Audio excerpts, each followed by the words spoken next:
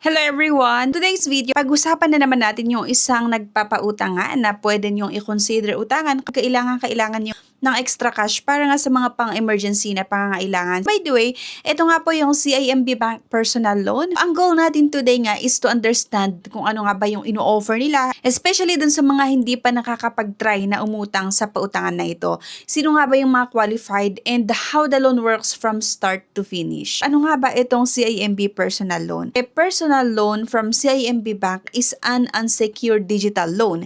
Kapag sinasabi kasi natin unsecured digital loan, ibig sabihin wala po itong collateral, wala ding guarantor, walang co-maker. Nakadepende yung amount na i-approve ni CIMB doon sa mga requirements na isasubmit nyo. Kung malaki ba yung sahod nyo, ilang years na kayo sa pinagtatrabahuan nyo, diba? Nakasama ba sa top corporation yung pinagwaworkan nyo? Maraming mga case kasi na kinoconsider bago nila i-approve. At kung sa tingin nila, kaya nyo ba nabayaran yung possible na magiging monthly amortization nyo?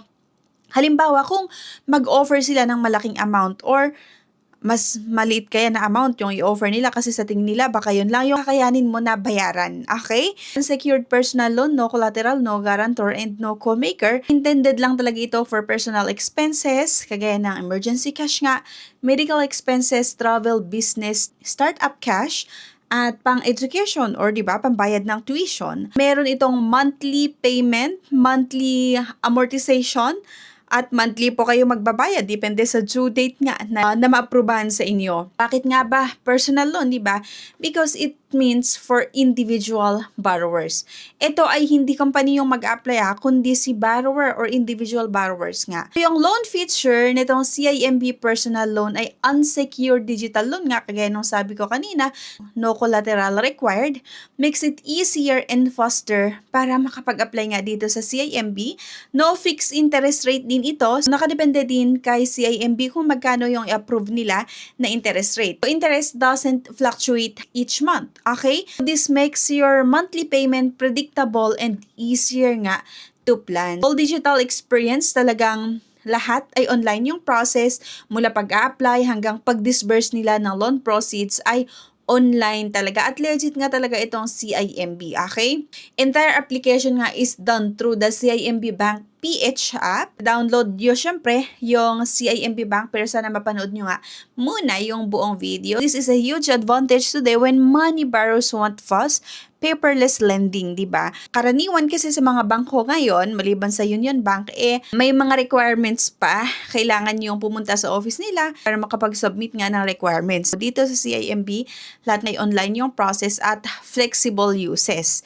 You can use it for emergencies nga, kagaya ng sabi ko kanina, pangbayad ng tuition, travel, kung gusto mong mag-travel, tapos biglang kulang ka pala sa budget, pwede mong i-consider itong CIMB. Kaya lang kasi ina-advise ko na kapag uutang kayo para lang din sa luho, edi wag na lang, di ba? Dapat uutang tayo para sa mga importante na panggagamitan, like consolidating debts, business expenses, di ba? Dito sa CIMB, pwede tayong umutang ng 30,000 hanggang 1 million, yan yung exact amount, pero hindi ibig sabihin nga na qualified ka na umutang dito sa CIMB, talagang kung ano yung amount na ni-request mo, yun yung i-approve nila. Kasi nakadepende pa rin talaga sa evaluator or dun sa mag-evaluate nga dun sa documents mo kung a-approvehan ka ba ng malaking amount o mas mababang amount or i-approve ba nila yung request mo na amount. Ang pro tip lang natin is that higher credit-worthy applicants may get closer to the max of 1 million limit. Dito nga sa CIMB, meron itong loan tenure or repayment period na 12 months, 24, 36,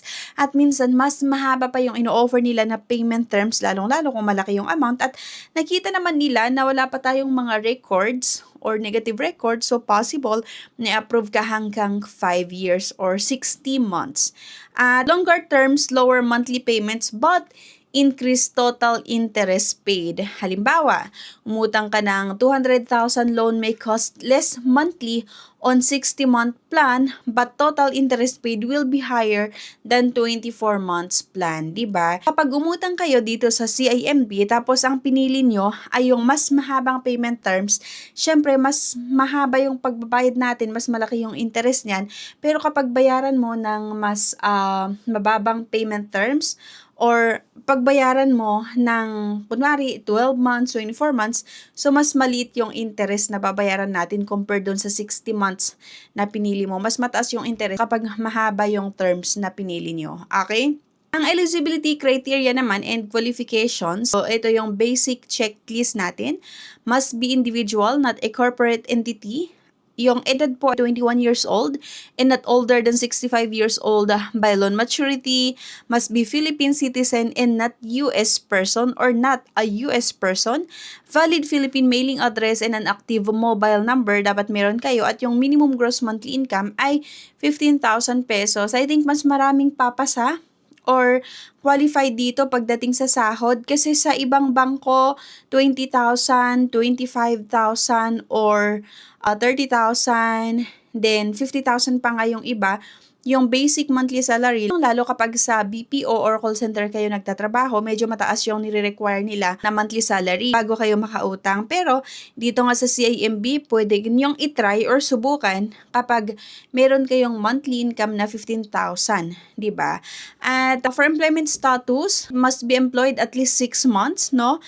Some may require 1 year, okay? Depende sa nature of business or nature ng pinagtatrabahuan nyo. At kapag self-employed naman, business must have been operating for at least 1 year. So, yung qualifications nila in terms nga dito sa employment status, medyo hindi ganun kataas compared dun sa iba. Kasi alam nyo ba, sa ibang bangko, kailangan 3 years na yung business nyo na nag-operate at dapat profitable yung business. At kapag employed ka naman, kailangan naka-1 taon ka na sa present na employer mo at medyo malaki yung sahod mo, di ba? Pero dito sa CIMB, okay lang. Kahit 1 year pa lang na nag-operate yung business, and for employed naman, 6 months or employed at least 6 months. So, pwede naman daw na mag-try sa kanila. At yung mga valid IDs naman na tinatanggap, pwede yung driver's license, passport, PRC, SSS ID, UMID, Comelec Voters Card, Postal ID, at yung PhilSys ID. Ito yung step-by-step process para sa mga new customers nga. Kailangan yung pumunta sa Google Play Store at hanapin itong CIMB Bank PH app. I-download nyo nga lang yan at piliin nyo yung open an account or personal loan. Then, i-check natin yung eligibility and i-select nga lang natin yung loan amount plus tenor. Enter nyo lang yung personal details and verify your mobile via OTP. Mag-upload kayo ng required IDs and income documents. Submit and wait for review. Usually, up to 2 days po yon. At kung sakali approve, accept nyo lang yung offer and receive disbursement. Existing customers naman ay mag-login lang kayo sa app, then apply for a new account or personal loan, di ba? And ito yung mga common questions, sagutin lang natin. Mga nagtatanong kung pwede ba ang early repayment nga dito sa CIMB. So, yes naman, you can repay early, but there may be an early settlement fee like 3% of unbilled amount or minimum of 300, ganun lang. Hindi rin naman ganun kataas.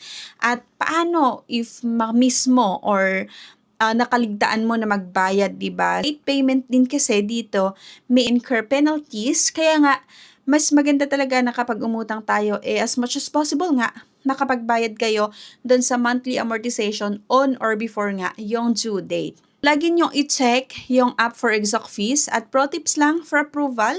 Dapat kapag nag-apply kayo dito, mag-provide kayo ng clear recent income documents, yung pinakabago na dokumento no, na meron sa inyo, hindi yung payslip mo pa nung February, tapos yun yung isa-submit mo. So, kailangan yung latest, no?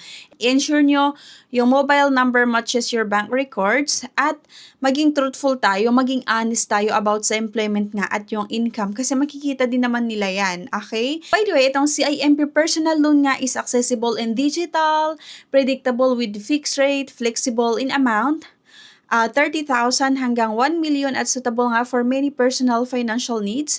Then, so napakadali lang umutang dito. So if in case na may mga katanungan pa po kayo, i-comment nyo po yan sa comment section para sagutin natin sa mga susunod na videos. And ayan, thank you for watching. Maging honest lang kayo sa pag-a-apply. Okay? Kung meron kayong negative records or alam nyo, may mga cancelled card kayo, mas maganda na i-settle nyo or yung mga hindi nyo pa nababayaran na utang, na alam nyo na nagsasubmit nga sa credit bureaus, so sana i-settle nyo yun. Yun lang mga beshies. At kung naghahanap pa kayo ng ibang mga legit na pwedeng mautangan online, sana balikan nyo yung mga previous vlog ko kasi may mga legit tayong na-upload na pwede nyong subukan na utangan. See you sa aking next vlog. Bye!